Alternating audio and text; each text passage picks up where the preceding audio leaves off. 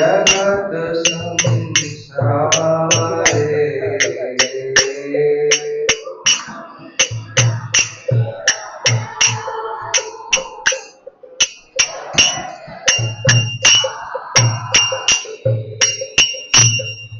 पतिता पावनानेतु तव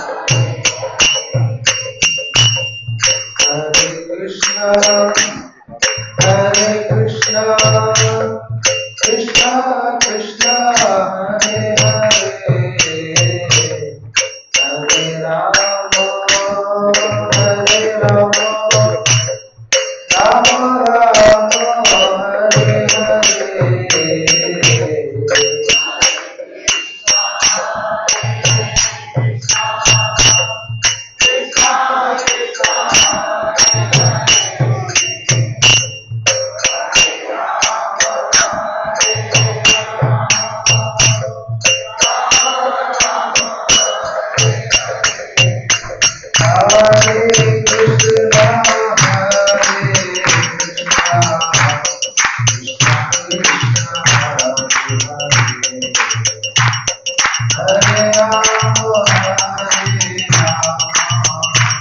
Rama Rama, Hare Krishna,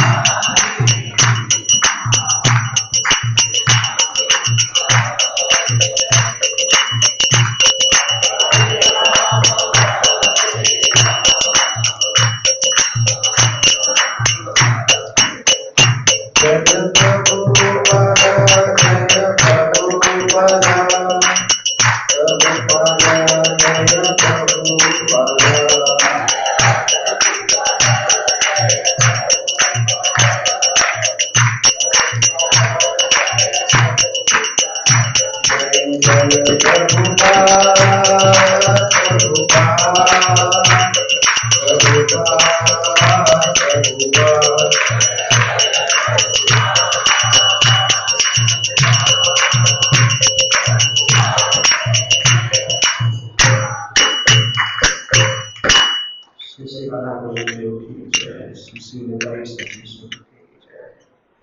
जगद्गुरु श्री प्रभुपाद की ज्ञानतिमिरान्धस्य ज्ञानाञ्जनशलाकया चक्षुरुन्मिलितं येन तस्मै श्रीगुरवे नमः।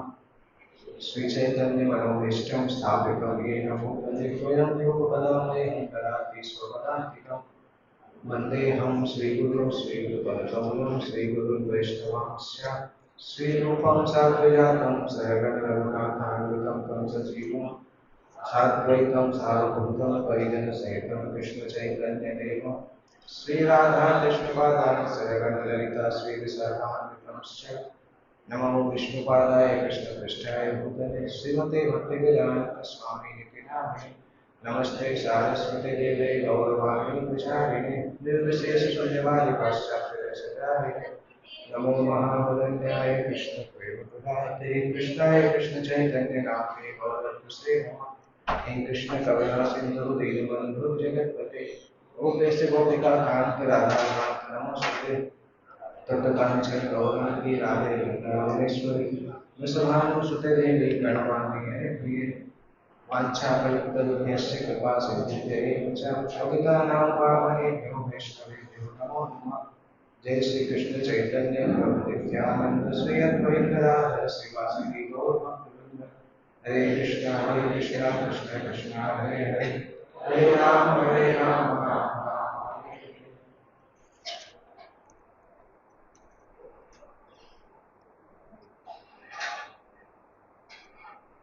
हरे कृष्ण।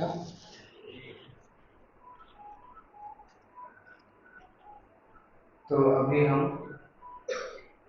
रेगुलर टॉपिक की बजाय दूसरा टॉपिक कर रहे हैं, जो कि अपने आप में बहुत इंपॉर्टेंट टॉपिक है भागवतम का। और ये ऐसा टॉपिक है जो चैतन्य महाप्रभु हर दिन सुनते थे ऑलमोस्ट। और ब्रह्मांड के छोटे से बालक की कहानी है जिसने भगवान को पाने के लिए क्रैश कोर्स किया। 6 महीने के क्रैश कोर्स में भगवान का दर्शन प्राप्त कर लिया। हालांकि हम IIT भी नहीं क्रॉस कर पाते, पर ये बालक इतने महान थे कि 6 महीने के अंदर भगवान को प्राप्त कर लिया। और इनके आध्यात्मिक गुरु इनसे इतने प्रसन्न थे कि ध्रुव महाराज के संसार से जाने के हजारों साल बाद भी वो अलग अलग राजाओं की सभा में जाकर बोलते थे कि मेरा एक शिष्य इतना महान था। ऐसे ऐसे शिष्य थे कि जिनको उनके गुरु ग्लोरीफाई करते थे अलग अलग जगह जाके कि एक ऐसा शिष्य था, आज तक मैंने ऐसा शिष्य नहीं देखा। तो इसलिए हम समझ सकते हैं कि ध्रुव महाराज की स्टोरी, ध्रुव महाराज की जो कथा है क्यों इतनी इंपॉर्टेंट है, क्यों चैतन्य महाप्रभु उसको सुनना चाहते थे। और एक ये बात भी सत्य है कि ये सारी स्टोरी इतनी डीप होती है कि व्यक्ति कितना भी चीज उससे सीख सकता है। डिपेंड करता है कि कौन कितना अंदर तक समझ सकता है। जैसे कोई कैमरे में आप जितना जूम इन करोगे उसका क्वालिटी उतना ज़्यादा दूर तक देख सकता है। हम लोग विशाखापट्टनम गए थे तो हम देख रहे थे कैमरे से, फोटो खींच रहे थे, तो मेरे कैमरे में 10x तक ही था फोटो था। रामलीला प्रभु के कैमरे में 100x तक था। तो सेम ही चीज़ हमने देखा कि वो उनके कैमरे में ज़्यादा क्लियर दिख रहा था, मेरे कैमरे में कम क्लियर दिख रहा था, क्योंकि जूम इन उतना नहीं होता था। तो ये भागवतम की कथाएं ऐसी हैं कि आप कितना भी जूम इन कर सकते हो, डिपेंड करता है व्यक्ति खुद कितना समझा हुआ है, कितना उस पर वैष्णव की कृपा है, उतना वो समझ सकता है। चैतन्य चरितामृत में उदाहरण आता है कि कुछ पक्षी जो है एक ही फ्लोर पे उड़ते हैं, कुछ ऐसे होते हैं जो एक फ्लोर से थोड़ा ऊपर उड़ जाते हैं, कुछ ऐसे होते हैं जो कि एक गांव में उड़ पाते हैं, कुछ ऐसे होते हैं कि एक शहर तक भी जा सकते हैं, कुछ ऐसे होते हैं पूरे देश में जा सकते हैं, कुछ ऐसे होते हैं पूरी दुनिया में भी उड़ सकते हैं, कुछ ऐसे होते हैं पूरे ब्रह्मांड में भी उड़ सकते हैं, क्योंकि आकाश अनंत है। तो डिपेंड करता है हम कितना उड़ना जानते हैं, कितनी क्षमता है उतना उड़ सकते हैं। तो इसी तरह से भागवतम की कथाएं अनंत हैं। ध्रुव महाराज की कथा हालांकि हम सब लोग जानते हैं, परंतु मैं आज एक फिक्स थीम को डिस्कस करूंगा। उसमें से हम एक स्पेसिफिक टॉपिक में क्या सीख सकते हैं। पूरी कथा डिस्कस नहीं करेंगे क्योंकि पूरी कथा हो भी नहीं पाएगी। उसमें से हमें जो चाहिए है वो हम करके डिस्कस करेंगे। अगर वो कंप्लीट हो जाएगा तो फिर मैं पूरी कथा के ऊपर जाऊंगा, परंतु मुझे नहीं लगता कि हो पाएगा, पर देखते हैं। तो हमारा ये टॉपिक है ध्रुव महाराज की कथा से सीखने के लिए कि परस्पर व्यवहार में हम लोगों को किस प्रकार से रिस्पॉन्स करते हैं वो कितना महत्वपूर्ण है, और प्रॉपर रिस्पॉन्स करके किसी का जिंदगी अच्छा हो सकता है, गलत रिस्पॉन्स से किसी का जिंदगी खराब भी हो सकता है। तो उस पर्टिकुलर थीम को हम डिस्कस करने वाले हैं, और उसके बाद हम इन जनरल ध्रुव महाराज की लीला, ध्रुव महाराज के चरित्र से क्या सीख सकते हैं वो डिस्कस करेंगे। जीवन में हम सबके पास अलग अलग सिचुएशन आती हैं। कभी हमें कोई सिचुएशन में सोचने का मौका मिलता है और सोच के जवाब देने का मौका मिलता है, प्लान करने का भी मौका मिलता है, और कभी कभी जीवन में ऐसी सिचुएशन भी आती है कि इंस्टेंटली रिस्पॉन्ड करना पड़ता है, ज्यादा टाइम नहीं होता है सोचने का। तो ऐसा बताया जाता है कि कोई भी परिस्थिति में अच्छे से एक्ट करना, अच्छे से व्यवहार करना बाद में पछताने से ज्यादा अच्छा है। उस सिचुएशन में अच्छे से व्यवहार करना बाद में पछताने से ज्यादा अच्छा है, और बाद में पछताना उस गलती को जस्टिफाई करने से ज्यादा अच्छा है, और अपने गलत व्यवहार को जस्टिफाई करना उससे भी ज्यादा खराब है कि उस गलती की जिम्मेदारी नहीं लेना, ये बोल के टाल देना कि मैंने उसको किया ही नहीं। तो इसलिए समझना चाहिए कि एक व्यवहार किस स्तर पर हमारी खुद की चेतना को भी, सामने वाले की चेतना को भी डिस्टर्ब कर सकता है। ध्रुव महाराज की लाइफ से बहुत क्लियर दिखाई देता है। तो इसलिए उसके आधार पर हम देखेंगे कि किस प्रकार से उपयुक्त रिस्पॉन्स होता है, किस प्रकार से अनुपयुक्त रिस्पॉन्स होता है, और दोनों के क्या क्या फल होते हैं। जिस व्यक्ति का हृदय कोमल होता है उस व्यक्ति को दुख होता है जब वो ठीक तरीके से व्यवहार नहीं कर पाता है। और कई कई भक्त हमने देखता है कि बहुत सेंसिटिव भक्त होते हैं, वो किसी का दिल दुखाते भी नहीं, तब भी उनको लगता है कि शायद मेरी बात से दिल दुख गया होगा। सामने वाले को पता ही नहीं रहता है कि इन्होंने कुछ बोला भी है। तो वो भक्त मतलब उतना एडवांस है कि उसको लगता है कि मेरे कारण चींटी को भी दुख नहीं पहुंचना चाहिए। और कुछ भक्त इतने रफ एंड टफ होते हैं, दुखाते ही रहते हैं, पता ही नहीं चलता है कि कुछ किया भी है। तो वो सेंसिटिविटी की कमी होती है जीवन में। जो ज्यादा सेंसिटिव होते हैं वो समझ जाते हैं, जो कम सेंसिटिव होते हैं वो समझते ही नहीं। तो ये ध्रुव महाराज के केस में हम देखेंगे, सबसे पहले देखते हैं poor response of the week heart. जो बहुत कमजोर हृदय था उसकी तरफ से ध्रुव महाराज को क्या रिस्पॉन्स मिला, उसके कारण से उनका जीवन किस दिशा में जाने वाला था। ये किस तरह से देखते हैं कि जब ध्रुव महाराज जा रहे हैं अपने पिता की गोदी में बैठने के लिए, और जाते जाते चढ़ने वाले थे, उसी समय उनकी सौतेली माँ जो थी उनको उतार देती है, और उसके बाद उनको बहुत सारी चीजें बोलती हैं। हालांकि प्रभुपाद जी वहां लिखते हैं कि 5 साल के बच्चे को क्या पता कि क्या सगी माँ हो क्या सौतेली माँ, उसको कुछ अंतर नहीं पता था, परंतु उसको अंतर फिर जानवाया गया सुरुचि के द्वारा। ध्रुव महाराज नहीं जानते थे कि कौन सौतेला है क्या है, परंतु जबरदस्ती उनको बताया गया कि नहीं नहीं तुम सौतेले हो। इस तरह से वो, तो दोनों का रिस्पॉन्स गलत था, सुरुचि का भी, उत्तानपाद का भी। सुरुचि के रिस्पॉन्स में ये गलती थी कि उसका ईर्ष्या से भरा हुआ रिस्पॉन्स था, और उत्तानपाद के रिस्पॉन्स में ये गलती थी कि उनके रिस्पॉन्स में ना तो उन्होंने पति का धर्म पालन किया ना पिता का धर्म पालन किया, दोनों ही धर्म को लूज कर दिया। एक गलत व्यवहार करके पति का धर्म भी खराब कर दिया, पिता का धर्म भी खराब कर दिया। जब उनके हाथ में शक्ति थी कि वो पूरी सिचुएशन को बदल सकते थे, कुछ किया नहीं। तो इसलिए हम उसको पहले डिस्कस करते हैं। कई बार लोग इम्पल्सिव रिएक्ट करते हैं, हो सकता है नेसेसरी लोग खराब नहीं हो, परंतु हीट ऑफ द सिचुएशन होती है। कभी कभी सिचुएशन जब गर्म हो जाती है तो मुख से कुछ और निकल जाता है। और दूसरा, कभी कभी लैक ऑफ मैच्योरिटी भी होती है। लैक ऑफ मैच्योरिटी और सेल्फ कंट्रोल, अपनी वाणी पे कंट्रोल नहीं कर पाते हैं। कभी कभी ऐसा भी होता है कि उनका घमंड, उनकी ईर्ष्या के कारण इस प्रकार से वो रिस्पॉन्ड कर देते हैं।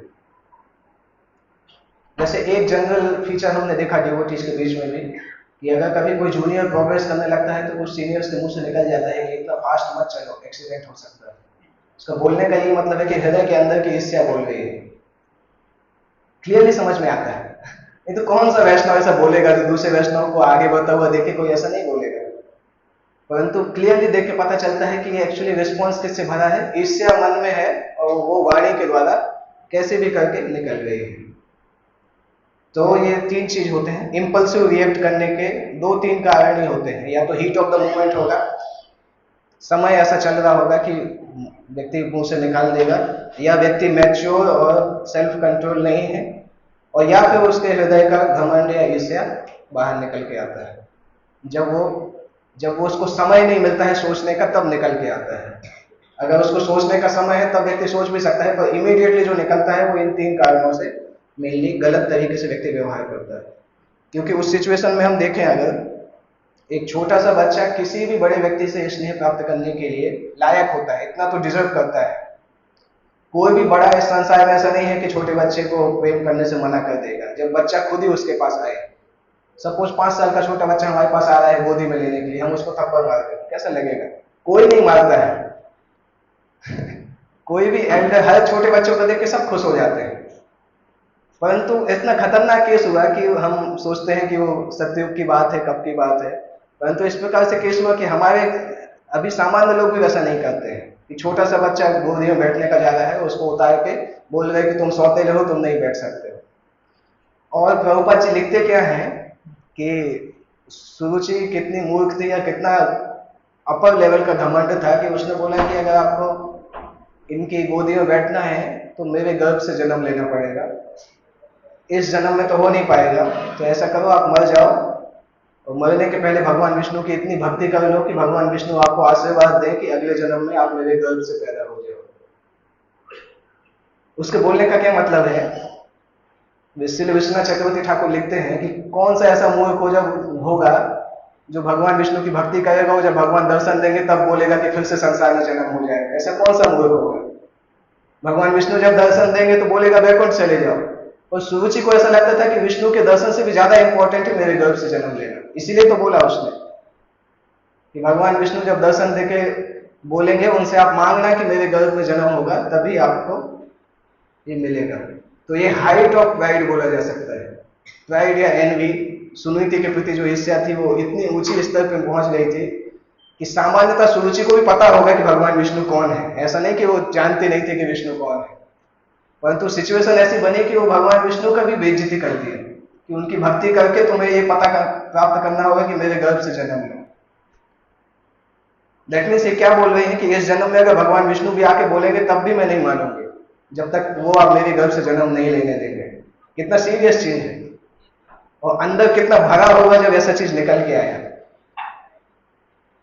तो इसलिए वो रिस्पॉन्स जो सुरुचि का था, अल्टीमेट सेंस में तो ये हुआ कि ध्रुव महाराज को भगवान के दर्शन हो गए, परंतु सामान्य तरीके से हम देखें तो कितना डेंजरस रिस्पॉन्स था। वो सृष्टि के विनाशकारी रिस्पॉन्स जैसा था।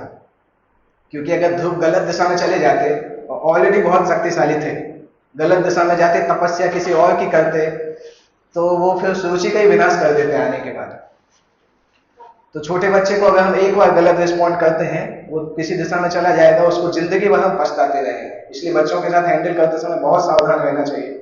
बच्चे एकदम उसके जैसे होते हैं, एक वो होता है ना, पानी में रखते हैं तो पानी को एब्जॉर्ब कर लेता है, स्पंज। तो बच्चे उसके जैसे होते हैं, उनके सामने आप जो करते हैं सारा उनके दिमाग में एब्जॉर्ब हो जाता है। इसलिए माता पिता जब बच्चे सामने हो तो बहुत सावधान रहना चाहिए कि क्या बात कर रहे हैं। वो सारी चीजें देख लेते हैं, बोलेंगे नहीं परंतु सब दिमाग में आ जाता है। हम सभी को अभी भी याद है बचपन में माता पिता के बीच में अगर लड़ाई होती थी, हम छोटे थे, हमें अभी भी याद है, मुझे भी अभी भी याद है कि घर में जब छोटे थे तो लड़ाई होती थी, छुप के देखते थे कंबल के अंदर, पर याद तो है कि होती थी, सारे सीन वाइज याद है। तो कितना इंपॉर्टेंट है छोटे लोगों के सामने ठीक तरीके से व्यवहार करना और रिस्पॉन्ड करना। सुरुचि के व्यवहार से हम एक चीज देख सकते हैं कि कई बार व्यक्ति ये जानता भी है क्या सही है क्या गलत है, परंतु उसके हृदय की वीकनेस उसको अलाउ नहीं करती है कि वो सही तरीके से व्यवहार कर पाए। उसको पता है कि मैं सही नहीं कर रहा हूं, परंतु तब भी मन इतना ज्यादा हावी हो जाता है कि वो गलत तरीके से व्यवहार कराता है। और वो ईगो के कारण भी हो सकता है, हमारे मटेरियल अटैचमेंट्स के कारण भी हो सकता है, और हमारे ऑब्लिगेशन के कारण भी हो सकता है। अभी उत्तानपाद के केस में अगर देखें कि उत्तानपाद चाहते तो सिचुएशन को संभाल सकते थे, क्योंकि उनके हाथ में थी उस समय तक सिचुएशन, परंतु केवल एक चीज के कारण वो नहीं संभाल पाए, उनका भौतिक आसक्ति। अब स्त्री की सुंदरता में जो आसक्ति थी, सुरुचि से जो आकर्षण था, उसके कारण उन्होंने पूरी सिचुएशन को हाथ से जाने दिया, और दोनों जगह पे वो लूज किए। पति का धर्म भी पालन नहीं किया, पिता का धर्म भी पालन नहीं किया, राजा का धर्म भी पालन नहीं किया। क्योंकि सामान्यतः जो इतने ऊंचे पर्सनालिटी होते हैं उनसे आशा किया जाता है कि वो अपनी प्रजा के लिए इक्वली अफेक्शनेट होंगे, सभी के लिए समान स्नेह देंगे। और अगर कोई राजा या कोई भी व्यक्ति जो लीडरशिप पोजीशन में है, अगर किसी एक व्यक्ति को स्पेसिफिक प्रेम और अफेक्शन देने लगता है तो उतने प्रोपोर्शन में दूसरे को नेग्लेक्ट भी करने लगता है, क्योंकि वो इम्पार्शियलिटी से हट के पार्शियलिटी तक डिग्रेड हो जाता है। तो एक व्यक्ति को बहुत ज्यादा अफेक्शन देने से दूसरे को नेग्लेक्ट हो सकता है। तो जितने भी पोटेंशियल लीडर्स हैं उनको ध्यान देना चाहिए कि ये सिचुएशन में नहीं आए। और सुनीति के साथ इसी प्रकार से होगा, कौशल्या के साथ इसी प्रकार से होता था। रामायण में इतना डिटेल में उसको डिस्कस नहीं किया, परंतु गोविंदराज कमेंट्री में उसको बताया है कि कौशल्या जब भगवान राम वन में चले गए थे तो कौशल्या के हृदय का दुख और गुस्सा निकल के आया था। कौशल्या ने क्या बोला था कि पूरी जिंदगी से तपस्या मैं कर रही थी, इतनी तपस्याएं कर रही थी, ये क्योंकि पूरी पूरी जिंदगी से मेरे साथ अन्याय होता था, मेरे पति भी मुझे ठीक से व्यवहार नहीं करते थे, और राम के आने के बाद मेरा जीवन थोड़ा बदला और राम फिर से चले गए, तो अभी मुझे जीने की जरूरत ही क्या है। वो कौशल्या का फ्रस्ट्रेशन थोड़ा सा निकला। अगर आप देखेंगे तो कहीं कौशल्या ने बोला नहीं, क्योंकि इतनी कंट्रोल्ड लेडी थी ना, वो भक्त भी थी, एडवांस भी थी, तो कभी बोला नहीं, परंतु उस समय उनके हृदय का चीज निकल के आ गया था। उससे पता चलता था कि कौशल्या भी नेग्लेक्टेड फील करती थी। वो नेचुरल है, अगर आप किसी को बहुत ज्यादा प्रेम करेंगे तो नेग्लेक्ट होगा। कभी कभी वो नेग्लेक्ट इतना खतरनाक हो जाता है कि मारने के लिए वो लोग तैयार हो जाते हैं। किसी को याद है कोई ऐसा एग्जाम्पल? चित्रकेतु की पत्नी है, सेम चीज, हर्ष की मृत्यु इसीलिए हुई क्योंकि वो नेग्लेक्ट के कारण इतने ही मुश्किल हो गया कि उन्होंने सोचा जब तक इसको ये जिंदा रहेगा तब तक कुछ होगा ही नहीं, तो इसको मार ही दो। तो अगर कोई भी लीडर इम्पार्शियल रहना चाहता है तो उसको ये चीज ध्यान देना होगा कि अननेसेसरी फेवर किसी एक व्यक्ति को नहीं करे। और चूंकि राजा ने यह धर्म पालन नहीं किया, इसलिए उन्होंने राजा के जो कर्तव्य उसको भी लूज किया। सेकंड, पति का भी एक कर्तव्य था कि पत्नी जब भी रास्ते से, धर्म के रास्ते से अलग जाती है तो पत्नी को भी सही रास्ते पे लेके आना। वो कार्य और कोई नहीं कर सकता था, कोई भी उसके लिए क्वालिफाइड नहीं था, केवल उत्तानपाद उसके लिए क्वालिफाइड थे। वो भी उन्होंने नहीं किया। किस कारण से? उसके पीछे ये था कि अगर मैं इसको डांट दूंगा तो फिर इससे सम्मान मिलना बंद हो जाएगा, स्नेह मिलना बंद हो जाएगा।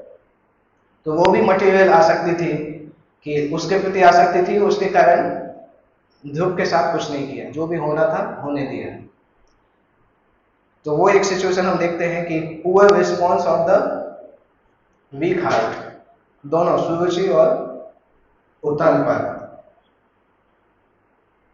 जिस प्रकार से मिट्टी का जो बर्तन होता है, एक बार टूट जाए तो फिर से ना तो सुधरता है ना यूज किया जा सकता है। और ऐसे मिट्टी के पॉट को थोड़ा सा अगर मिस हैंडल करो तो परमानेंटली खराब हो जाता है। तो अगर लोगों के साथ व्यवहार में कोई व्यक्ति सफिशिएंटली सेंसिटिव नहीं है तो हो सकता है कुछ लोगों के हृदय को वो जिंदगी भर के लिए तोड़ दे। कभी कभी ऐसे होते हैं कि कुछ लोगों से हम इतने निराश हो जाते हैं कि हम जिंदगी भर भी शक्ल देखना नहीं चाहते। वो इसी कारण से कि इतनी सारी घटनाएं हो चुकी हैं कि हम सोचना ही नहीं चाहते हैं कि ये व्यक्ति हमारी जिंदगी में सामने आए। रिलेशनशिप उसी के जैसे होती है, मिट्टी के घड़े के जैसे होती है। अगर उसको मिस हैंडल करेंगे तो बियॉन्ड रिपेयर वो टूट सकता है, तो उसका रिपेयर भी नहीं हो सकता है। बचपन में मैंने एक कविता पढ़ी थी, रहीम की है, रहीमन धागा प्रेम का मत तोड़ो चटकाए, टूटे थे फिर ना जुड़े, जुड़े गांठ पड़ जाए। सेम सेम कॉन्सेप्ट है कि कितना भी आप सुधारेंगे परंतु कुछ ना कुछ उसमें रह जाता है, व्यक्ति को वो चीजें याद आती हैं। क्योंकि जब तक कोई व्यक्ति अध्यात्म की बहुत ऊंची स्टेज में नहीं है तब तक वो इमोशन और बॉडी माइंड इंटेलिजेंस के प्लेटफॉर्म पर होता है, तो उन चीजों को पूरी तरह से भूल नहीं पाता है। तो दो लोगों के खिलाफ खराब रिस्पॉन्स से ध्रुव महाराज कितने नेगेटिव अवस्था में चले गए थे। उसके जस्ट बाद हम देखते हैं just response of the devoted heart, जिसका हृदय बहुत शुद्ध है उसका रिस्पॉन्स कैसा होता है। और उस एक सिंगल रिस्पॉन्स से ध्रुव महाराज वैकुंठ लोक तक चले गए। केवल एक सही रिस्पॉन्स से वो वैकुंठ लोक तक पहुंच गए, नहीं तो वो किसी दूसरी दिशा में जा सकते थे। क्योंकि जैसे ही वो सुनीति के पास जाते हैं तो सुनीति उनको क्या बताते हैं, मेनली सुनीति तीन चीजों से बताते हैं, तीन चीज उनको बोलते हैं और प्रयास करते हैं कि ध्रुव के अंदर कोई नेगेटिव फीलिंग जनरेट नहीं हो जाए या नेगेटिव फीलिंग उनके अंदर रह नहीं जाए। सबसे पहले क्या बोलते हैं, किसी को पता है पहला इंस्ट्रक्शन क्या होता है सुनीति का? आपने भागवतम पढ़ा होगा तो सबसे पहला क्या बोलते हैं? सबसे पहले यही बोलते हैं कि जिसने आपको दर्द दिया है, पेन दिया है, उसके लिए गलत मत सोचो। क्यों ऐसा बोलते हैं? क्योंकि ध्रुव महाराज उस समय उसी अवस्था में थे कि वो पेन देना चाहते थे, क्षत्रिय ब्लड था, उनका खून खौल रहा था। अगर सुनीति उनको नहीं समझाती कुछ भी कर सकते थे, हो सकता तलवार उठा के जाते, कुछ कर भी सकते थे। सुसाइड तो नहीं करते, क्षत्रिय लोग इतने वो नहीं होते थे कि सुसाइड करते थे, किसी न किसी को मार ही देते हो, कुछ ना कुछ कर देते। तो सुनीति ने सबसे पहले उस चीज को देखा जो सबसे हार्मफुल चीज थी। और दूसरा, ध्रुव महाराज का छोटे बच्चे के हृदय में अगर वो नेगेटिव फीलिंग बैठ जाती तो फीलिंग निकलने वाली नहीं थी, जिंदगी भर निकलने वाली नहीं थी। इसलिए सुनीति ने सबसे पहले बोला कि जिन्होंने आपको दुख पहुंचाया उनके लिए कभी भी उनको दुख पहुंचाने और उनको क्षति पहुंचाने के बारे में कभी मत सोचो। हर व्यक्ति अपने अपने पापों को ही भुगतता है, अपने अपने पापों से व्यक्ति कष्ट भोगता है। ये पहला चीज था। फिर दूसरा चीज वो बोलते हैं कि आपकी जो भी इच्छा है उसको पूरा करने के लिए आपको भगवान के पास जाना चाहिए।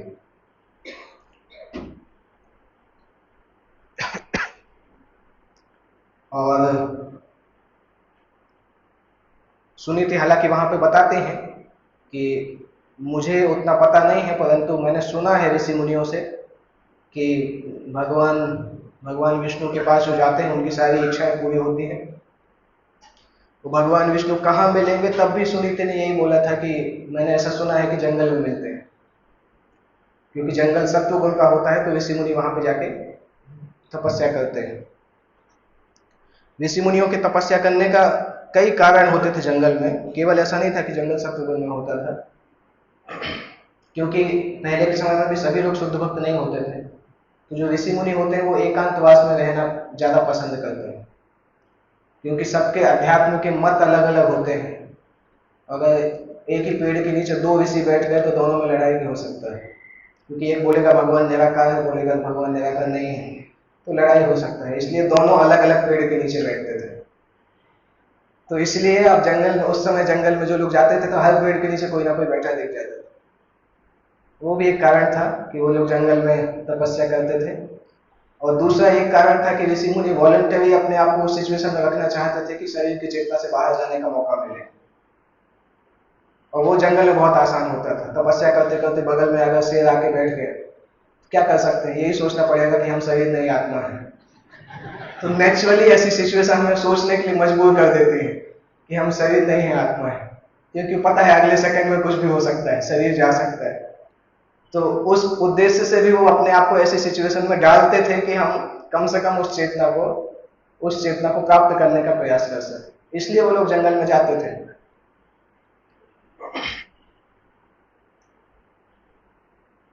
जैसे आज कल हम डिस्कस कर रहे थे कि एक भक्त ने प्रश्न किया था कि कोई व्यक्ति अगर अपमान करता है तो हमें सहना बहुत मुश्किल होता है।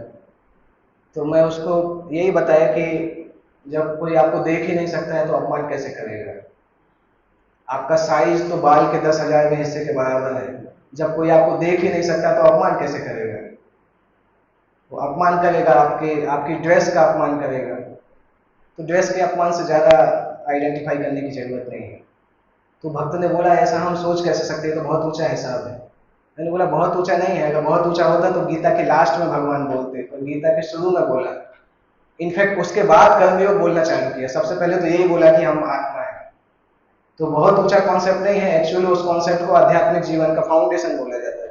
क्योंकि अगर वो कॉन्सेप्ट नहीं पता है तो आध्यात्म की बिल्डिंग ही खड़ी नहीं हो सकती। इसलिए वो एबीसीडी है, अध्यात्म का एबीसीडी है कि हम शरीर नहीं आत्मा है। तो हमें हमेशा ये नहीं सोचना चाहिए कि इसको हम प्रैक्टिस कैसे करेंगे। प्रयास करना चाहिए दिन में, हर दिन प्रैक्टिस अगर कर पाए। अगर हर दिन नहीं कर पा रहे, एटलीस्ट दिन में 5 मिनट तो ऐसा सोचना चाहिए कि हम शरीर नहीं आत्मा है। सोच के देखिए कि हम शरीर नहीं आत्मा है, भगवान के अंश हैं, और ये शरीर हमारी ड्रेस के जैसा है। बहुत कम देर सोच पाएंगे, पर प्रैक्टिस करेंगे तो ज्यादा सोच सकते हैं। पर हमारा डेस्टिनेशन क्या है कि हम 24 घंटे वैसा सोच पाए, वो डेस्टिनेशन को लेके चल रहे हैं। तो हमें पता भी चल जाएगा कि हम कितने एडवांस हैं। तो प्रयास करेंगे तो पता चल जाएगा कि कितना हम उस स्तर पर रह पा रहे हैं। तो सुनीति के केस से हमें पता चलता है कि कई बार सिचुएशन हमारे नियंत्रण में नहीं हो सकती है, पर सिचुएशन का रिस्पॉन्स जो है वो हमारे नियंत्रण में हो सकता है कि हम उसको कैसे रिस्पॉन्ड करें।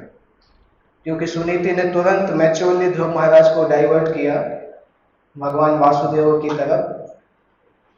तो जब कोई व्यक्ति हमें हर्ट करता है तो बहुत मुश्किल है देखना कि उसके अंदर कोई अच्छे गुण भी हैं या उसने कुछ अच्छा भी बोला है।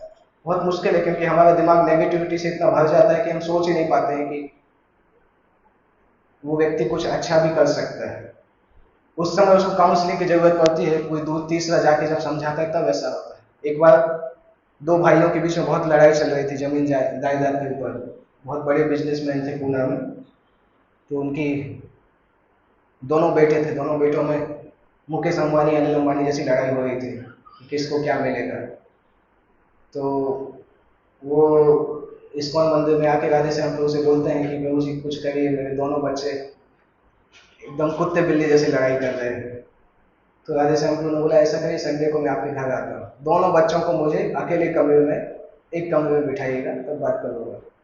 दोनों बच्चों को बुलाया, उन्होंने राम और भरत का मिलाप का संवाद सुनाना चालू कर दिया। ये नहीं बताया कि उनको प्रॉब्लम पता है क्या है। वो संवाद इस प्रकार से सुनाया कि लास्ट होते होते तक दोनों ही रोने लगे। और दोनों बोलते नहीं नहीं, अभी आप ये जायदाद ले लो, मैं नहीं लूंगा, आप ले लो, मैं ले लूंगा। अगले हफ्ते वो बिजनेसमैन आके राधे श्याम से बोलते अभी दोनों कुछ ही लेना नहीं चाहते, पहले दोनों सब लेना चाहते थे, अभी दोनों कुछ लेना नहीं चाहते। आपने पता नहीं 1 घंटे में क्या सुना दिया उनको, दोनों पूरी तरह से बदल गए। तो काउंसलिंग की जरूरत पड़ती है पर्सपेक्टिव को बदलने के लिए। वही तो कार्य होता है सीनियर वैष्णव का, कि जिस जगह पे हम फंस जाते हैं उस जगह पे हमें वो अपना एरोप्लेन लेके आते हैं, हमें उठा के निकाल के सही जगह पे रख देते हैं, और फिर से हम भक्ति करना चालू कर देते हैं। इसीलिए प्रभुपाद जी चाहते थे कि कम्युनिटीज में हमेशा कॉम्बिनेशन रहे, जूनियर्स रहे, सीनियर्स रहे, और सीनियर्स जिम्मेदारी लें कि जूनियर्स को कैसे आगे बढ़ाना है। तो वो कम्युनिटी बढ़ता रहता है। जिस कम्युनिटी में जूनियर्स ज्यादा हो जाते हैं, सीनियर्स कम होते हैं, तो उसमें हम देखते हैं कि एक एक लेगेसी जैसा क्रिएट होता है, नियोफाइट डिवोटीज निकलते रहते हैं। क्योंकि जो जूनियर है वो परिपक्व बन ही नहीं पाता है, क्योंकि उसको ऊपर कोई बताने वाला नहीं है। क्योंकि उसको बताने वाला कोई नहीं होता है और बिना ही परिपक्व हुए वो भी सीनियर बन जाता है, क्योंकि सीनियर तो कोई भी बन सकता है। बहुत साल तक रहेंगे तो सीनियर बन जाएंगे, सीन फॉर मैनी ईयर्स। बहुत साल तक लोग आपको घूमते देखते रहेंगे तो आप सीनियर बन जाएंगे, परंतु आप मैच्योर बनेंगे कि नहीं, वो एक कठिन चीज है। तो जिस भी कम्युनिटी में जूनियर्स को गाइड करने के लिए सीनियर सफिशिएंट नहीं होते हैं, वो कम्युनिटी आप देखेंगे अगले 5-10 साल में वो कम्युनिटी न्यूफाइट कम्युनिटी बन जाती है। और न्यूफाइट का मतलब न्यू फाइट, हर समय नया नया फाइट होता रहता है। तो ये बहुत इंपॉर्टेंट जिम्मेदारी है कि हर जूनियर्स को देखने के लिए कोई ना कोई सीनियर हो। Everyone teach to one while being taught by one. हर व्यक्ति को सिखाने वाला कोई हो, हर व्यक्ति के द्वारा सीखने वाला कोई हो। ये जिम्मेदारी मैनेजमेंट की होती है कि स्ट्रक्चर ऐसा बनाए कि हर व्यक्ति को प्रचार के लिए भी कोई मौका हो जिनको वो गाइड कर सके, और उस व्यक्ति को गाइड करने के लिए भी कोई ना कोई ऊपर हो।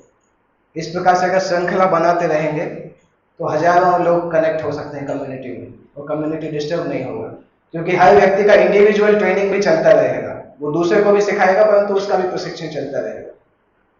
तो वो एक जिम्मेदारी होता है कि हम कितना सक्सेसफुली वो मॉडल बना पाते हैं। जितने सक्सेसफुल वो मॉडल बनाएंगे, उस कम्युनिटी के आप डिवोटीज को देखेंगे तो हर डिवोटी अपने आप में क्वालिटी डिवोटी दिखाई देता है। कभी कभी हम देखते हैं ना, कुछ कुछ मंदिर से भक्त आते हैं, देख के ही पता चलता है कि ये इस मंदिर के हैं। तो उस मंदिर की ट्रेनिंग का प्रभाव है कि वहां से जो भक्त आते हैं, जनरल भक्त भी ऐसा लगता है कि ये हमसे बहुत ज्यादा ट्रेंड है, क्योंकि उस तरह से उसको प्रभाव डाला गया है। तो मैच्योर काउंसलिंग जो है पूरी कम्युनिटी को चेंज कर सकता है। सुनीति का ये इंपॉर्टेंट डिसीजन था, इंपॉर्टेंट एक्शन था, जिसके कारण ध्रुव महाराज का जीवन ही बदल गया। सुनीति ने इनफैक्ट ध्रुव महाराज सुरुचि के बारे में कुछ अच्छा नहीं देख पा रहे थे, तो सुनीति ने क्या बोला कि सुरुचि ने तो सही बोला है, गलत नहीं बोला है। सुरुचि ने सही बोला है कि भगवान विष्णु की पूजा करो, आप क्यों नहीं कर रहे, करना चाहिए। तो एटलीस्ट उन्होंने ध्रुव के हृदय में ये तो अच्छी बात डाली कि सुरुचि ने हो सकता है आपको थोड़े स्ट्रांगली बोला हो, परंतु जो बोला है वो सही है। ये भी बोला कि देखो, उसने ये बोला कि मुझे राजा प्रेम नहीं करते, वो भी सही बोला, कोई समस्या नहीं, मुझे प्रेम नहीं करते। उसने ये बोला कि भगवान विष्णु की पूजा करो, वो भी सही बोला, तो उसने गलत कहाँ बोला। आप उसके लिए गलत मत सोचिए। तो उस कारण से ध्रुव का इमेज, सुरुचि का इमेज ऑलरेडी ध्रुव के हृदय में उन्होंने बहुत कुछ रिपेयर कर दिया था। जो कि डैमेज हुआ था उसको बहुत कुछ रिपेयर कर दिया था। बाकी रिपेयर जब ध्रुव महाराज खुद एडवांस बने भक्ति में, तो अपने आप वो उस चीज को भूल गए। हालांकि भगवान नहीं भूले, परंतु ध्रुव महाराज उसको भूल गए इवेंचुअली। तो ये सुनीति का जादू था, जिसके कारण सुनीति ने ध्रुव महाराज को डिस्ट्रक्टिव मोड से कंस्ट्रक्टिव मोड की तरफ लेके चले गए। सुनीति ने मोस्टली उनको बोला कि किसी भी होपलेस सिचुएशन में भी व्यक्ति के अंदर होप आ सकती है अगर वो भगवान कृष्ण का आश्रय लेता है। इससे ये भी पता चलता है कि हमारी अच्छी चेतना दूसरे लोगों को पॉजिटिवली इन्फ्लुएंस कर सकती है, और हमारी खराब चेतना दूसरे लोगों को खराब तरीके से इन्फ्लुएंस कर सकती है। सुरुचि के हृदय की गलत चेतना ने ध्रुव को नेगेटिव तरीके से इन्फ्लुएंस किया, और सुनीति के हृदय की अच्छी चेतना ने ध्रुव को पॉजिटिव तरीके से इन्फ्लुएंस किया। इससे हम क्या सीख सकते हैं? ऐसे लोगों के पास रहना चाहिए जो पॉजिटिवली हमारे जीवन को इन्फ्लुएंस कर सके। और हमें लगता है कि हमारे हृदय को कोई व्यक्ति नेगेटिवली इन्फ्लुएंस कर रहा है, तो कीप डिस्टेंस बना के रखना चाहिए, क्योंकि हमारा जीवन सबसे महत्वपूर्ण है। जब मृत्यु के समय जब यमदूत लेने आएंगे विष्णुदूत की जगह पे, हम विष्णुदूत का वेट करते रहेंगे, यमदूत आ जाएंगे, तो उससे हम बोल नहीं पाएंगे कि हमने किसका एसोसिएशन ज्यादा ले लिया, किसका कम ले लिया। इसलिए बेटर है जब तक यमदूत नहीं आया है उसके पहले सावधान रहें, क्योंकि उस समय कोई नहीं आके बचाने वाला है। यमदूत बोलेंगे टाइम है, जब आपको टाइम दिया था, टाइम गया, अभी आपने जो किया अब अगले जन्म में करिएगा जो भी करना है। तो चूंकि हमारा इंडिविजुअल लाइफ है, इंडिविजुअल डिसीजन हमारा होना चाहिए कि हम कोई ऐसा एसोसिएशन नहीं लें कि मृत्यु के समय पछताना पड़े, या जिस रास्ते पे जा रहे हैं उस डेस्टिनेशन तक नहीं पहुंच पाए, बीच में ही कहीं पकड़े जाए। सुनीति और सुरुचि के कैरेक्टर में ये हम देख सकते हैं। अभी ध्रुव महाराज अपनी माँ की बात सुन के जंगल चले जाते हैं। ध्रुव महाराज के जाने के बाद उत्तानपाद के हृदय का अच्छा भाव निकल के आता है। ध्रुव महाराज के रहते रहते उत्तानपाद नहीं सुधर पाते हैं, पर जब ध्रुव महाराज जंगल चले जाते हैं तब उत्तानपाद के हृदय में सुधार आता है, क्योंकि उत्तानपाद वास्तविकता में अच्छे व्यक्ति थे। ऐसा नहीं था कि उत्तानपाद नहीं थे, उत्तानपाद नेचुरली खराब थे, ऐसा नहीं था, क्योंकि उसके पहले ही स्वयंभू मनु उत्तानपाद को बहुत ग्लोरीफाई करते हैं। अगर उत्तानपाद इतने महान राजा नहीं होते तो उनको धरती का राजा बनाया क्यों जाता? उत्तानपाद और वीरव्रत में से पहले उत्तानपाद को राज्य दिया गया था। तो नेचुरली व्यक्ति बहुत एडवांस होते थे वो, परंतु वो सिचुएशन इस प्रकार से बनी कि उनके तरफ से गलत डिसीजन हो गया।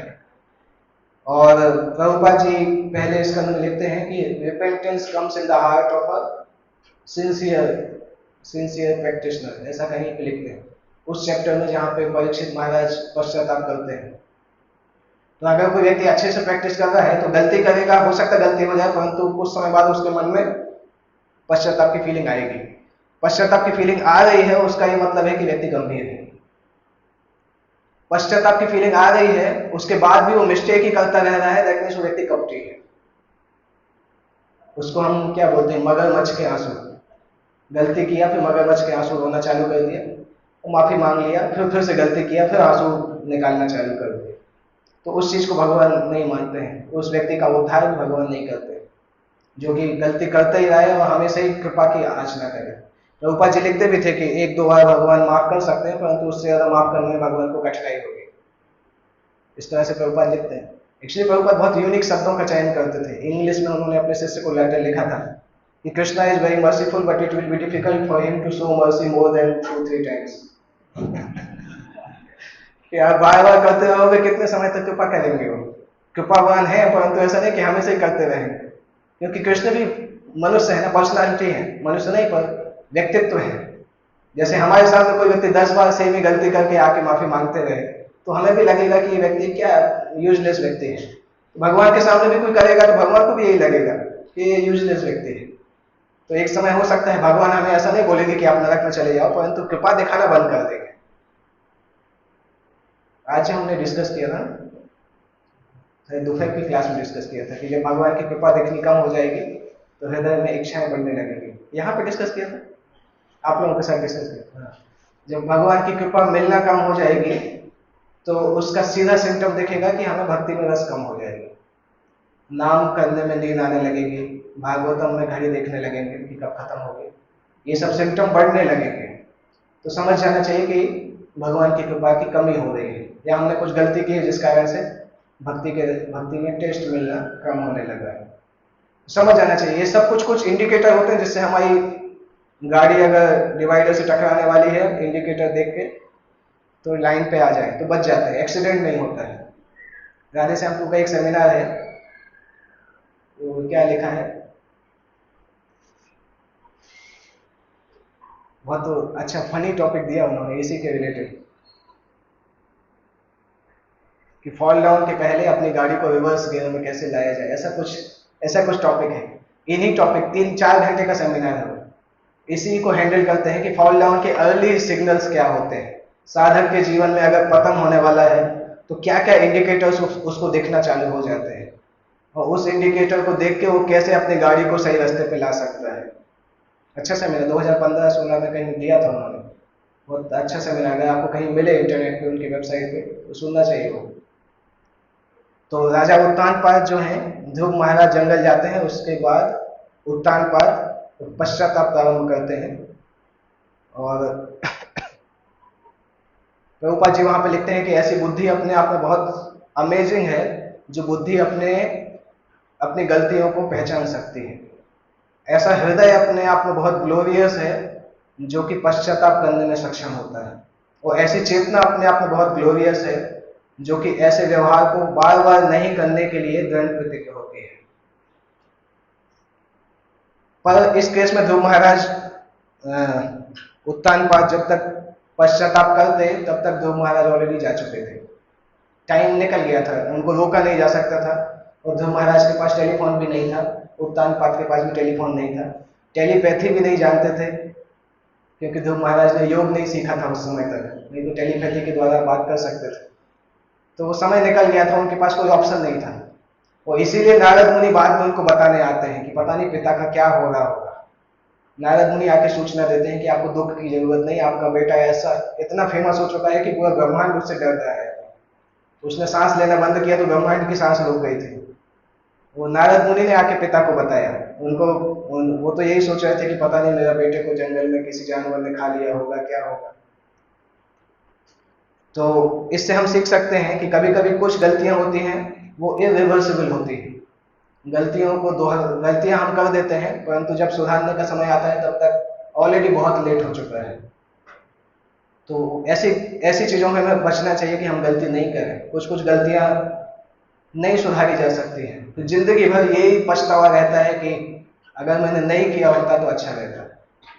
कभी कभी कुछ भक्तों के साथ ऐसा व्यवहार हो जाता है और कुछ भक्त उसके बाद कुछ दिन बाद उस भक्त की मान लो मृत्यु हो जाए तो जिंदगी भर हम रोते रहते हैं कि यार पूरी जिंदगी अच्छा व्यवहार किया, एक चीज ऐसा गलत हो गया अभी, और वो भक्त माफी मांगने के लिए भी नहीं है। जिंदगी भर हम दुख मनाते हैं। तो ऐसी गलतियां नहीं करनी चाहिए जिसको हम अनडू नहीं कर सके, क्योंकि अगर टाइम वेस्ट कर लिया तो वो वापस नहीं आता है। शब्द बोलने के बाद वापस नहीं लिए जा सकते हैं, इसलिए बोलने और करते समय बेस्ट है कि हम पहले से सोच के कार्य करें। अगर बेस्ट नहीं प्राप्त हो पाता है तो सेकंड बेस्ट क्या होता है कि एक बार फेल होने से जिंदगी खत्म नहीं होती है। उस अपनी फेलियर को ठीक तरीके से स्वीकार करके हम फ्यूचर में सक्सेस को प्राप्त कर सकते हैं। वो सक्सेस तभी आएगी जब हम गंभीर तरीके से पश्चाताप करते हैं और पश्चाताप करने के बाद फिर से प्रयास करते हैं कि हम अगली बार उसको नहीं करें। और उत्तानपाद ने अपने आप को पूरी तरह से रेक्टिफाई कर लिया, क्योंकि उत्तानपाद ने सुनीति के साथ भी जो व्यवहार था वो भी बदल दिया। और बाद में जब ध्रुव महाराज लौटे तो ध्रुव महाराज को राजा भी बना दिया। तो उत्तानपाद उस समय ठीक से कार्य नहीं कर पाए, परंतु उन्होंने पश्चाताप करने के बाद, सही प्रयास करने के बाद अपनी गलती को पूरी तरह से सुधार लिया। तो इन दोनों सिचुएशन में हम देखते हैं कि सुरुचि ने इंपल्सिवली एक्ट किया अपने घमंड और ईर्ष्या के कारण। उत्तानपाद ने ठीक से व्यवहार नहीं किया अपनी पत्नी से आसक्ति के कारण। ध्रुव ने बहुत एग्रेसिव व्यवहार किया भौतिक इच्छाओं के कारण, मटेरियल एम्बिशन के कारण। सुनीति ने बहुत मैच्योर व्यवहार किया भगवान कृष्ण की भक्ति के कारण। और ध्रुव महाराज के एपिसोड के अगर सिचुएशन चेंज करने वाली है तो सुनीति का ही नाम आता है। तो केवल सुनीति के हृदय की भक्ति के कारण इवेंचुअली सबके सब ट्रांसफॉर्म हो गए। सुरुचि भी ट्रांसफॉर्म हो गई, उत्तम भी ट्रांसफॉर्म हो गए, उत्तानपाद भी ट्रांसफॉर्म हो गए, ध्रुवा भी ट्रांसफॉर्म हो गए। मतलब अगर एक घर में अगर एक एडवांस भक्त है, पूरा घर ही बदल सकता है इवेंचुअली। तो हमें क्या प्रयास करना है, सूरत के हर घर में कम से कम एक एडवांस भक्त को डाल के रखना है। कई सालों बाद ऐसा लगेगा कि हर घर में भक्ति फैलने लगी है। तो किसी एक को पकड़ के लाइए मंदिर, पकड़ के लाइए मतलब बुला के लाइए, बंदी बना के मत लाइए, पकड़ के लाइए और उसको कृष्ण भक्ति की तरफ आकर्षण प्रदान करने का प्रयास करिए। अगर इवेंचुअली वो सुनीति जैसे भक्त बन गए तो आप देखेंगे पूरा जनरेशन ही बदल जाएगा, पूरा घर सुधर जाएगा। हम सबके साथ ऐसा हुआ भी है। हमारे सब कई लोगों के केस में ऐसा हुआ होगा कि हमारे घर में से कोई एक ही व्यक्ति आया होगा पहले भक्ति में, तो बाकी लोगों को वो खींच के लाया। कितने लोगों के साथ ऐसा हुआ, हाथ उठाएंगे? सभी के साथ ही ऐसा हुआ। सामान्यतः सभी इस तरह से ही आते हैं। चैतन्य महाप्रभु एक बार किससे बोलते हैं, रघुनंदन ठाकुर थे, रघुनंदन ठाकुर उनके पिताजी साथ में थे। तो चैतन्य महाप्रभु पिताजी से बोलते हैं कि आप दोनों में से पिता कौन है, पुत्र कौन है? तो पिता बोलते हैं कि ये मेरा बेटा है पर ये मेरा पिता है, क्योंकि ये मुझे भक्ति में लेके आया है। समझ में आया? कंफ्यूज हो गए? पिता से पूछते हैं कि आप पिता हो कि आपका बेटा पिता है? तो पिता बोलते हैं एक्चुअली मेरा बेटा पिता के जैसा है, क्योंकि वो मुझे भक्ति में लेके आया। तो अगर घर के लीडर बनना है तो भक्ति में पहले आ जाएंगे तो चैतन्य महाप्रभु बोलेंगे कि हाँ ये घर का लीडर है। भले आपकी एज कम होगी परंतु घर का लीडर आपको माना जाएगा। सुनीति के व्यवहार से एक चीज पता चलता है कि अगर कोई भगवान के लिए शुद्ध भक्ति करेगा तो अपने आप को भी ट्रांसफॉर्म कर सकता है, दूसरों को भी ट्रांसफॉर्म कर सकता है, और दूसरों को मदद भी कर सकता है कि जिंदगी के अलग अलग सिचुएशन में किस प्रकार से रिस्पॉन्ड कर सके। तो ये एक घटना है। श्रीमद् भागवतम की दूसरी स्टोरी इसी सिमिलर सिचुएशन को डील करती है, जो कि हमने डिस्कस किया चित्रकेतु और उनकी दूसरी पत्नियों की, कृतुद्युति और हर्ष शोक के कारण राजा चित्रकेतु दोनों को तो बहुत प्रेम करते थे, पर उसके कारण दूसरी पत्नियों को नेग्लेक्ट करने लगे और दूसरी पत्नियों ईर्ष्यालु होकर वो बच्चे को जहर दे दिया। तो ईर्ष्या के क्या क्या लक्षण होते हैं? ईर्ष्या के द्वारा मेनली व्यक्ति अपनी बुद्धि को नाश हो जाता है, बुद्धि का विनाश हो जाता है। दूसरा, व्यक्ति हार्ड हार्टेड हो जाता है। तीसरा, व्यक्ति डिस्ट्रक्टिव टेंडेंसीज चालू करना है। डिस्ट्रक्टिव टेंडेंसी मतलब विनाशकारी आदतें उसके अंदर आने लगती है। क्या क्या? बुद्धि का विनाश हो जाता है, हृदय कठोर हो जाता है और विनाशकारी व्यवहार करने लगता है। और ईर्ष्या बहुत खतरनाक चीज है, क्योंकि आप देखेंगे कि भागवतम में कई जगह ऐसा आता है, जैसे जब दक्ष उस सभा में आए थे तो सारे लोग तो खड़े हो गए थे और उनको ये दिखाई नहीं दिया कि इतने सारे लोग मेरे सम्मान में खड़े थे, यही दिखाई दिया कि ये खड़ा नहीं हुआ और वो ईर्ष्या ने उनको फाइनली बकरे का सिर दे दिया इवेंचुअली। अगर उस समय सोच लेते कि ठीक है खड़े नहीं हुए चलता है, तो कम से कम अपना गर्दन तो साथ में रहता। बकरे का सिर मिल गया ईर्ष्या के कारण। तो हम ईर्ष्या करेंगे तो हमें भी बकरे का सिर मिल सकता है, इस जन्म में नहीं अगले जन्म में मिल सकता है। ध्यान देना चाहिए, खतरनाक चीजें हैं ये। दक्ष जैसे महान व्यक्ति को भी बकरे का सिर मिल गया तो हमारा क्या हाल होगा अगर हम ईर्ष्यालु रहेंगे तो। परंतु वो ज्यादा डिग्रेडेशन नहीं है। ईर्ष्या का सबसे खतरनाक डिग्रेडेशन है कि हमें भागवतम समझ में नहीं आएगी। अगर भक्ति करते करते हम ईर्ष्यालु रहेंगे तो भागवतम कितना भी पढ़ेंगे समझ में नहीं आएगा, क्योंकि भागवतम पढ़ने का लक्षण भी है निर्मत्सराणाम सतम। जितना परसेंटेज हमारे अंदर ईर्ष्या होगा उतना कम हमारे दिमाग में भागवतम घुसेगा, और जितना हमारे हृदय से ईर्ष्या कम होने लगेगा उतना ज्यादा हम भागवतम को समझ पाएंगे। तो वो ज्यादा बड़ा डेंजर है ईर्ष्या का। बकरे का सिर हो तो ठीक है, एक जन्म में मिल जाएगा, फिर वापस कुछ मिल जाएगा। तो अगर भागवतम नहीं समझ पाए तो जिंदगी में क्या आशा है, कोई होप नहीं है। इसलिए भक्तों को डरना चाहिए ईर्ष्या करने से। अगर कभी हमें ईर्ष्या की फीलिंग आती है, तुरंत फीलिंग आनी चाहिए कि जिंदगी भर भागवतम समझ नहीं पाएंगे अगर यही भावना मन में रखें। और हम नहीं चाहते कि हम जिंदगी में भागवतम नहीं समझ पाए। अगर नहीं समझ पाए तो भक्ति का कोई ज्यादा मतलब नहीं है। तो इसलिए उससे बचना चाहिए कि कितनी खतरनाक चीज है जो डायरेक्टली हमारे भगवान को समझने की अंडरस्टैंडिंग को ब्लॉक कर देता है। और ईर्ष्या केवल एक चीज है, वो ईर्ष्या की बहुत सारी शाखाएं निकलती है। श्री भक्ति विनोद ठाकुर एक पुस्तक में ईर्ष्या के वृक्ष का वर्णन करते हैं कि ईर्ष्या रूपी वृक्ष में से कौन कौन सी शाखाएं निकलती हैं। वो बहुत सारी शाखाएं हैं, अगर आप उसको पढ़ेंगे तो ऐसा लगेगा सारी शाखाएं मेरे अंदर ही है। इतनी सारी शाखाएं उसमें से आती हैं, इंफीरियरिटी कॉम्प्लेक्स, सुपीरियरिटी कॉम्प्लेक्स, और वो बताते भी हैं कि ईर्ष्या से कैसे ये निकल के आता है। उसको पढ़ते हैं तो ऐसा लगता है जैसे कोई डॉक्टर ने हमारे अंदर एक्सरे कर दिया हो और एक्सरे शीट हमारे सामने निकाल के दे दिया। तब पता चलता है कि ईर्ष्या सामान्यतः जो हम समझते हैं कि ईर्ष्या है काम क्रोध लोभ, ये सब बहुत बहुत ग्रॉस अंडरस्टैंडिंग है। और जब आचार्य लोग जब उसका एनालिसिस करके बताते हैं तो हमें समझ में आता है हमारे अंदर जो कुछ है वो सब ईर्ष्या ही है। हमें लगता है कि ईर्ष्या थोड़ा सा ही है, परंतु सब कुछ ही ईर्ष्या है, क्योंकि वो एक छोटा सा चीज है। ईर्ष्या एक क्या बोलते हैं मेन सेट के जैसा है, उसके सबसेट्स बहुत सारे होते हैं। मेनली होता है कंडीशनिंग भी उससे निकलता है, इंफीरियरिटी कॉम्प्लेक्स भी उससे आता है, कॉम्पिटिटिव मेंटेलिटी उससे आता है, जेलसी भी उससे आता है, शोइंग ऑफ टेंडेंसी भी ईर्ष्या से आता है। कई चीजें ईर्ष्या से निकल के आती हैं। अगर हम अपने व्यवहार को ऑब्जर्व करेंगे तो छोटी मोटी कई चीजें उसका स्रोत जो है वास्तविकता में ईर्ष्या है। खतरनाक अनर्थ है, इसलिए उसको सबसे डेंजरस अनर्थ बोला जाता है। सुनीति के केस में हम देखते हैं कि सुनीति इतनी एडवांस थी कि उन्होंने सिचुएशन को इफेक्टिवली हैंडल कर लिया, सहन भी कर लिया और इफेक्टिवली हैंडल भी कर लिया। परंतु चित्रकेतु के केस में हम देखते हैं कि चित्रकेतु की पत्नियां उतनी एडवांस नहीं थी, तो ना तो सहन कर पाई ना हैंडल कर पाई, सीधे जहर ही दे दिया। इसलिए डिस्ट्रक्टिव टेंडेंसी जनरेट हो जाती है ईर्ष्या के कारण, क्योंकि आप मारने के लिए तैयार हो गए, मार ही डाला उसको। तो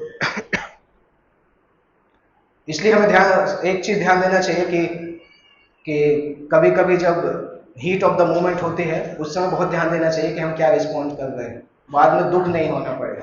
सडन सिचुएशन में रिस्पॉन्ड करने की क्षमता से पता चलता है कि व्यक्ति कितना मैच्योर है, और वो मैच्योरिटी उसको अच्छे लोगों के संग से मिलती है। 3 चीजों से मिलती है एक्चुअली। अच्छे लोगों का संग या अच्छे भक्तों का संग, शास्त्रों का अच्छा अध्ययन और भक्ति की अच्छी प्रैक्टिस, ये 3 चीज करते हैं तो व्यक्ति को इतनी मैच्योरिटी आती है कि अगर उसको कम टाइम में भी रिस्पॉन्ड करने के लिए बोला जाए तो वो ठीक से रिस्पॉन्ड कर पाता है। इस टॉपिक से रिलेटेड अगर आप स्टोरीज भागवतम में पढ़ेंगे, कुछ और भी स्टोरीज आती हैं। जैसे एक स्टोरी है श्रृंगी और राजा परीक्षित की, सेम चीज है, रिस्पॉन्ड किस प्रकार से करना है, श्रृंगी का रिस्पॉन्स, राजा परीक्षित का रिस्पॉन्स। 3-4 स्टोरी बताता हूं मैं, अगली बार जब मैं आऊंगा तब लोग ट्राई करिए इन 3-4 स्टोरीज को पढ़ के इनके नोट्स बना के ट्राई करिएगा और आप लोग इनके ऊपर सेमिनार दीजिएगा यहीं पर। तैयार है?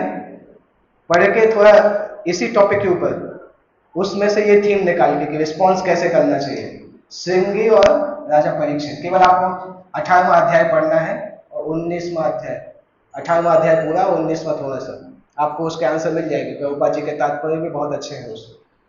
कोई है जो हाथ उठाएगा? कैमरे में फोटो खींचना चाहिए, बाद में याद नहीं रहेगा इसने हाथ उठाया था। तो श्रृंगी राजा परीक्षित पहली स्टोरी। दूसरी स्टोरी, एक ससुर जो है बहुत घमंडी है और दामाद जो है बहुत सहनशील है, दक्ष और शिव की स्टोरी। कौन इसके लिए हाथ उठा सकता है? तीसरी स्टोरी है, एक ब्रदर इन लॉ बहुत चालाक है और जो साला है भाई, या ब्रदर इन लॉ के केस में साला बोला जाएगा, बहुत डेंजरस है, कंस और वसुदेव। वसुदेव ने किस प्रकार से कंस को रिस्पॉन्ड किया जब कंस मारने वाला था, वो सेक्शन। चौथा है एक ब्राह्मण जो कि बहुत इंपल्सिव था और एक स्त्री जो कि बहुत डिवोटेड थी, अश्वत्थामा और द्रौपदी, जो पहले स्कंद के 7वें अध्याय में आता है। 4 और सेम थीम है, उनको पढ़िए और इसी टॉपिक के ऊपर आप नोट्स बना सकते हैं। सोचिए क्या क्या क्या नोट्स बना सकते हैं और उसका अगर आप सेमिनार देंगे तो ऑर्गेनाइज यहाँ पे किया जाएगा तो और अच्छे से उस टॉपिक को सीख सकते हैं। दक्ष और शिव के केस से एक और चीज मुझे याद आया, कल मैं सुन रहा था। टाइम है हमारे पास, 2-5 मिनट टाइम है।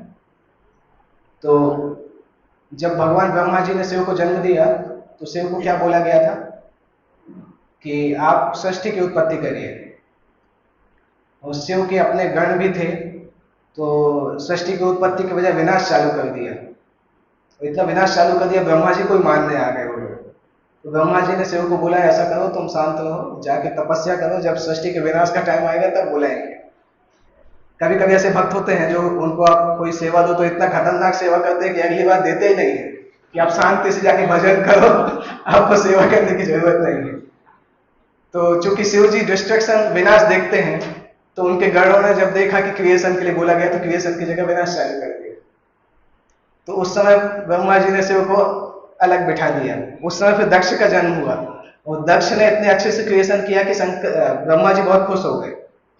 तो एक तरफ देखा जाए कि दक्ष का अकम्प्लिशमेंट बहुत अच्छा था, परंतु दक्ष का व्यवहार उतना अच्छा नहीं था शिव जी के लिए। उसके कंपैरिजन में देखा जाए तो हो सकता है शिव जी ने अकम्प्लिश नहीं किया हो क्रिएशन में, परंतु शिव जी का भक्त का व्यवहार इतना अच्छा था। और अगर उस हिस्ट्री को हम देखें तो आपको क्लियरली दिखता है कि अकम्प्लिश से ज्यादा इंपॉर्टेंट अच्छी चेतना होती है। अगर कोई व्यक्ति अच्छा भक्त है, विनम्र भक्त है, और कोई भक्त बहुत अकम्प्लिश्ड है, बहुत सारी सेवाएं कर पा रहा है, परंतु विनम्र भक्त नहीं बन पा रहा है, तो भगवान फेवर किसको करेंगे? जिसने कम अकम्प्लिश किया है परंतु उसके हृदय में विनम्रता है। ऑब्वियसली ये हम नहीं बोल रहे हैं जैसे कि अगर कोई व्यक्ति बहुत अच्छा विनम्र भी है और सेवा भी बहुत कर रहा है तो वो बेस्ट चीज है। यहाँ पे हम कंपैरिजन कर रहे हैं कि किसी का कैरेक्टर या व्यवहार अच्छा नहीं है और किसी का कैरेक्टर अच्छा है। उस केस को इसलिए मैंने लिया कि शंकर जी हो सकता है क्रिएशन अच्छे से नहीं कर पाए हों, परंतु शंकर जी अपने आप को बहुत एडवांस भक्त थे, और दक्ष ने हो सकता है क्रिएशन बहुत अच्छे से किया हो परंतु दक्ष का कैरेक्टर और व्यवहार उतना अच्छा नहीं था। तो फाइनली बकरी का सिर किसको मिला? दक्ष को मिला। तो इसलिए अगर दोनों को कंपेयर करेंगे तो ज्यादा इंपॉर्टेंट भक्ति के गुण होते हैं, उसके बाद हमारे मटेरियल अकम्प्लिशमेंट होते हैं। इसलिए हम केवल ये नहीं देख सकते हैं, हालांकि बहुत अच्छा है कि कोई भक्त बहुत सेवा करते हैं और उसके आधार पर उनको चीजें मिलना भी चाहिए, सम्मान भी मिलना चाहिए, परंतु हम केवल ये नहीं बोल सकते हैं कि केवल उसी के आधार पर उसको जज किया जाना चाहिए। दोनों आधार होते हैं। उसने भक्ति के गुण कैसे डेवलप किए हैं और उसने सेवा किस प्रकार से की है, उस आधार पर उसको प्रेफरेंस मिलता है। मुझे जस्ट वो याद आया, दक्ष और शिव का स्टोरी सामने, मतलब नाम सामने आया इसलिए याद आ गया वो। किसी को कोई प्रश्न पूछना है तो पूछ सकते हो। आप में से 4 लोगों को कम से कम सेमिनार देना है, याद रखिएगा। मैं इनको भेज दूंगा, आप आपका जो कॉमन ग्रुप हो ना उसमें टॉपिक डाल दीजिएगा और इंडिविजुअली पूछ सकते हैं। कोई कोई अगर भक्त है उसको पढ़ने की आदत है तो उसके सेमिनार जैसे नोट्स बना सकते हैं। ओके, अगर कोई आंसर है, कोई क्वेश्चन है तो पूछ सकते हैं।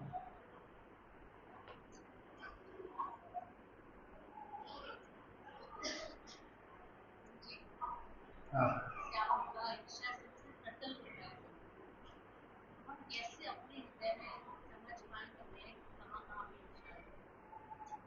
व्यक्ति को खुद समझना थोड़ा सा कठिन होता है। हालांकि शास्त्र हमें इंडिकेशन जरूर देते हैं ईर्ष्या के। नॉर्मल शास्त्र के इंडिकेशन ऐसे होते हैं कि जब हम किसी की भक्ति की प्रगति से हमारे अंदर खुशी नहीं होती, वो एक लक्षण ईर्ष्या का कॉमन होता है। किसी दूसरे भक्ति का अगर तारीफ होती है तो हमारे हृदय में थोड़ा सा दुख होता है, थोड़ा सा पिंच होता है कि पता नहीं क्यों हो रहा है, तो वो एक ईर्ष्या का लक्षण होता है। ऐसे कुछ कुछ लक्षण शास्त्रों में दिए हैं, परंतु जनरल ऐसा कोई भी अनर्थ ऐसा होता है कि वो अनर्थ साथ साथ में एक शक्ति रखता है, व्यक्ति को उस अनर्थ को पहचानने की शक्ति छीन लेता है। क्योंकि माया की जो प्रक्षेपात्मिका आवर्णात्मिका शक्ति होती है ना, वो हर अनर्थ के साथ होती है। तो जब हमारे ऊपर ईर्ष्या का अटैक होता है, हमें पूरी तरह से आइडेंटिफाई करना मुश्किल होता है। इसलिए तो रेगुलर सीनियर की आवश्यकता पड़ती है।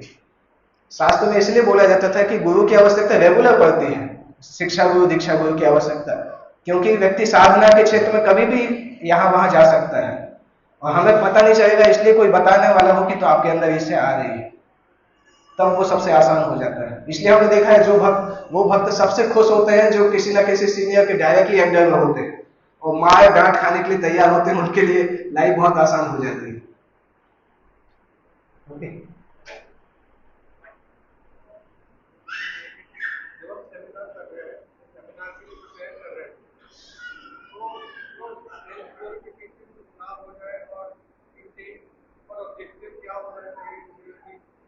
पूरा पूरा क्लियर सुनाई नहीं दे रहा, पास में आके बोलेंगे।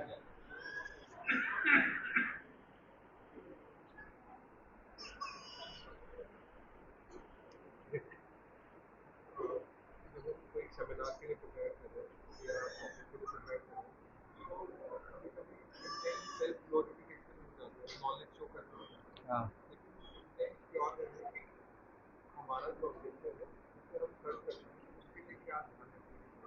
उसके लिए क्या करना चाहिए?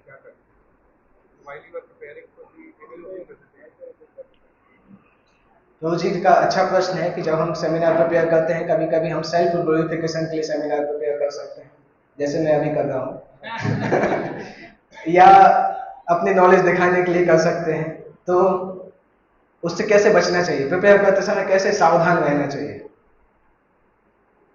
एक फैक्टर तो है कि हमें, अगर हम सत्यता को जानते हैं तो हम सावधान रहेंगे, क्योंकि हम चाहे जो भी सेमिनार प्रिपेयर कर रहे हैं, हमारा जो भी कोर्स मटेरियल है वो कहीं ना कहीं से या तो शास्त्र से आएगा या गुरु से आएगा, परंपरा से आएगा। तो अगर वो परंपरा से मटेरियल आ रहा है और हमारे जो छोटा सा दिमाग है उसमें से भी हमको सोच रहे हैं, तो उस सोचने की थिंकिंग भी कहाँ से आ रही है? किसी ना किसी वैष्णव से सुना है तभी आ रही है। इसको में आने के पहले तो वो थिंकिंग नहीं आती थी, तो आ रही है तो परंपरा से आ रही है। तो अगर सब कुछ ही परंपरा से आ रहा है तो क्रेडिट किसको मिलना चाहिए, हमें कि परंपरा? अगर हम क्रेडिट लेंगे तो हम चोर कहलाएंगे, दूसरे के हिस्से का क्रेडिट हम ले रहे हैं। तो अगर कोई सत्यता से इस चीज को जानता है तो वो इस चेतना से बाहर ही आ जाएगा। ये समझना जरूरी है कि जहां पे क्रेडिट हो वहां मिलना चाहिए, अनड्यू क्रेडिट नहीं लेना चाहिए। पर ये अनर्थ इस प्रकार से होता है कि अगर कभी कभी कोई अनाउंसमेंट होता है और मान लो हमने वो सेवा नहीं भी किया है और गलती से हमारा नाम लिखा गया, तो हम बोलते भी नहीं कि हमने नहीं किया है, बोलते ठीक है अब ताली बज रही तो अच्छा है।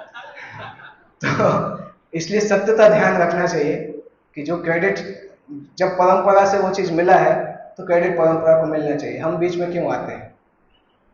ये अगर तथ्य ध्यान में रखेंगे तो हम सावधान रहेंगे। ओके, और कोई प्रश्न है? प्रभुपाद जी से एक बिजनेसमैन मिलने के लिए आए थे तो जुहू बीच पे। तो प्रभुपाद ने बोला आप कौन सा बिजनेस करते हो? उन्होंने बोला कांच का बिजनेस। प्रभुपाद ने बोला आप चोर हो, बहुत बड़े चोर हो। तो उसने बोला नहीं, कैसे चोर हो? प्रभुपाद ने बोला कांच किस चीज़ से बनता है? उसने बोला सिलिका से। प्रभुपाद ने बोला सिलिका कहाँ से आता है? उसने बोला वो तो नेचर से आता है। प्रभुपाद ने बोला नेचर कहाँ से आता है? तो उसने बोला कुछ नहीं बोला। प्रभुपाद ने बोला नेचर कृष्ण से आता है।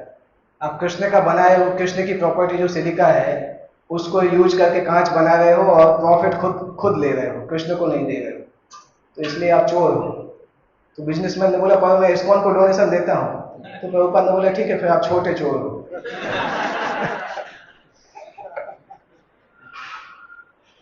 ओके, तो यहाँ पे हम एंड करते हैं। श्रील प्रभुपाद की जय।